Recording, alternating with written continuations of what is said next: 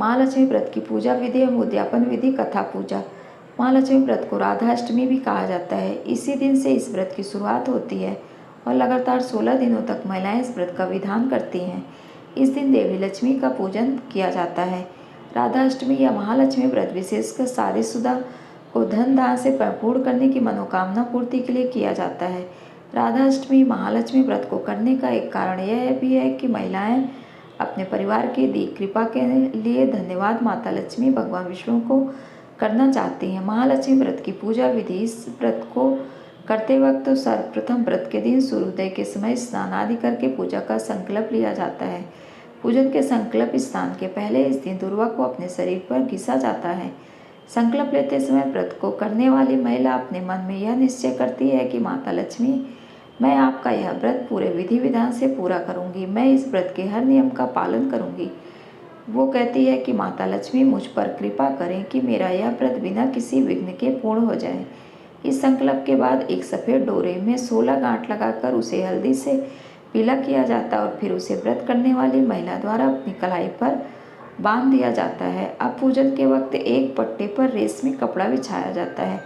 इस वस्तु पर लाल रंग से सजी लक्ष्मी माता की तस्वीर, गणेश जी की मूर्ति रखी जाती है। कुछ लोग इस दिन मिट्टी बने हाथी की पूजा भी करते हैं और मूर्ति के सामने पानी से भरा कलश स्थापित कर इस कलश पर अखंड ज्योति प्रज्वलित करते हैं।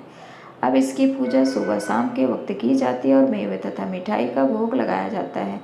पूजन के प्रथम दिन लाल नाड़े में 16 गांठ लगाकर इसे घर के हर सदस्य के हाथ में बांधा जाता है। पूजन के बाद इसे लक्ष्मी जी के चरण में चढ़ाया जाता है। व्रत के बाद ब्राह्मणों को भोजन कराया जाता है, दान दक्षिणा दी जाती है। इन सब के बाद लक्ष्मी जी के व्रत के फल प्राप्ति की प्रार्थना की जाती है। महालक्ष्मी व्रत की कथा।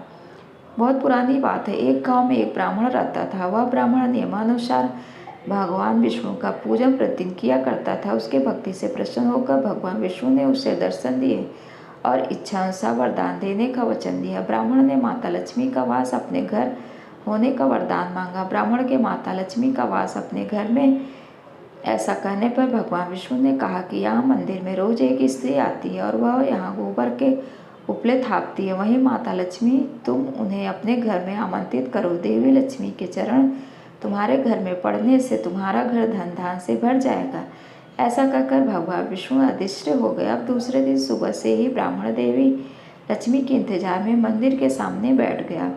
जब उसने लक्ष्मी जी को गोबर के उपले थापते हुए देखा तो उसने उन्हें अपने घर पर पधारने का आग्रह किया। ब्राह्मण की बात सुनकर लक्ष्मी जी समझ गई कि यह बात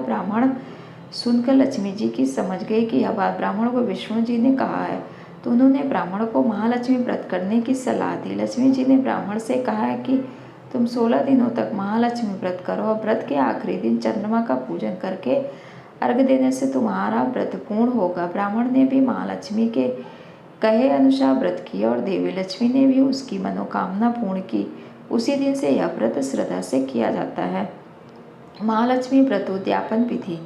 व्रत के उद्यापन के लिए एक सुपड़ा लेते हैं। इस सुपड़े में 16 श्रृंगार के सामान लेकर इसे दूसरे सुपड़े से ढक देते हैं। अब 16 दिए प्रज्वलित करते हैं। पूजन के बाद इसे देवी जी को स्पर्श कराकर दान किया जाता है।